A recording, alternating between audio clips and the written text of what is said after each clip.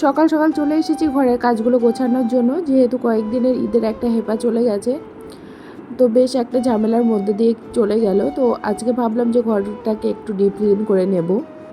তো তার জন্য কিন্তু এখানে ঘরের সব বেড কভারগুলো, বালিশ কভারগুলো আমি চেঞ্জ করে দিয়েছি কাচার জন্য।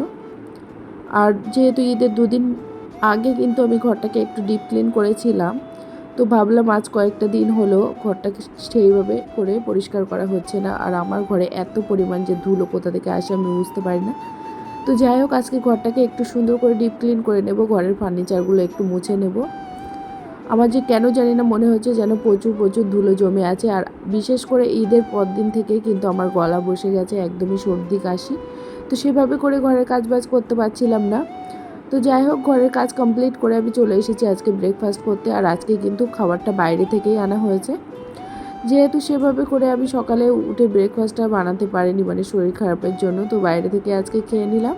আর এই যে রান্নাঘরটা তোমরা দেখছো, এটা যখন কাজ হচ্ছিল তোমাদেরকে দেখিয়েছি। তো মোটামুটি এখানে কিন্তু আমার কাজ কমপ্লিট হয়ে গেছে।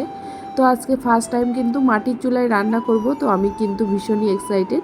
তো আজকে রান্না করব পেঁপে দিয়ে মাছ, আর সঙ্গে কিন্তু মাটন। তো এখানে মাছগুলো ভেজে নিচ্ছি।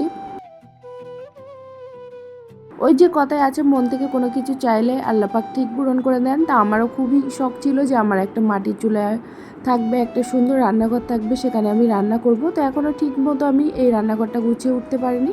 ইচ্ছা আছে একদিন খুব সুন্দর করে এই রান্নাঘরটা আমি গুছিয়ে নেবো, আর সেদিন কিন্তু আমি তোমাদের সঙ্গে শেয়ার করব।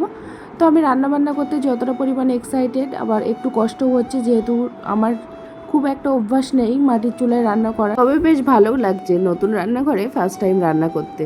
তো আজকে ভিডিওটা কেমন হয়েছে তোমরা অবশ্যই কমেন্ট করে জানাবে।